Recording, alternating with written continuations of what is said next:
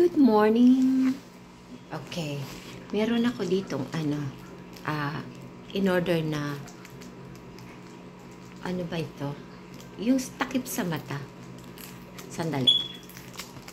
Buksan natin. Bubuksan namin.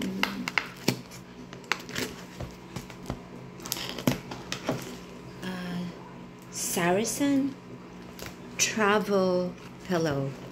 Okay. May tape. Sira is tigas. Sandali. Buksan natin. Tingnan natin to. Wala naman akong pupuntahan. Pero nakita ko kasi to. Sabi ng asawa ko, sige, umorder ka. O di, order tayo. Kahit hindi pa naman gagamitin, pero gagamitin din yan bandang huli. Oh, look. Okay. Let's see. Ilaan ko lang to pag uuwi ako ng Pilipinas. Ang ganda ng ng fabric ng lalagyan. Okay, let's see kung maganda rin ang loob. Wow. Diba yung sa eroplano,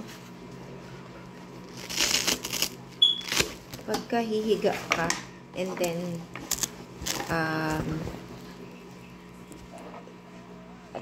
may ito, parang ito, ganun. This is the, yung kanyang itsura. Okay. So, dito yan.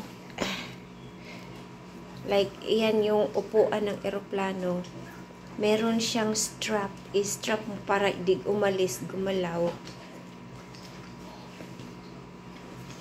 And then, ito. Oh, sa mata ito. Bakit baliktad. Ito. Ayan. May strap sa likod, i-strap nyo doon sa dito para hindi makaalis. Yan, ganyan. Asa na? Baliktad pa din.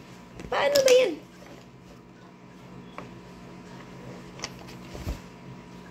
Saan ba yan? Ano ba naman? Ari. Oh, tama naman eh. Oh, ito i-adjust. Oh, na-adjust ito. Okay. Dito yata yan. Yeah, tama ito. Pag ganyan. Ay. Paano ba yan? Saan ba yung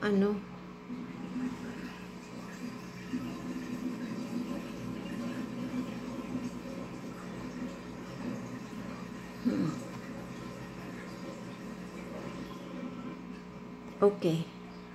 Ito ang nasa taas. Yan. Pag ganyan.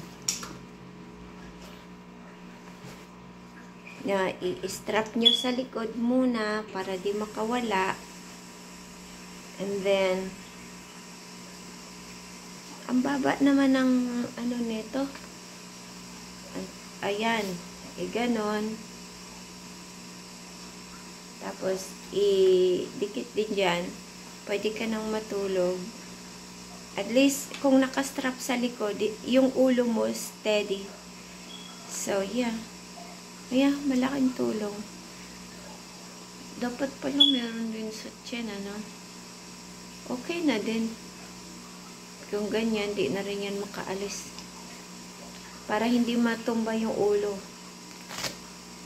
Okay. So, yep. Ganda pala. Ang ganda. Ang ganda. Maganda siya. Tingnan natin. Malalaman ko to kung ano ba iyan. puro ko nakadikit. Ito yung strap sa likod. Ididikit mo doon sa upuan. Okay? Ididikit mo. And then, yeah, dito yung ulo mo.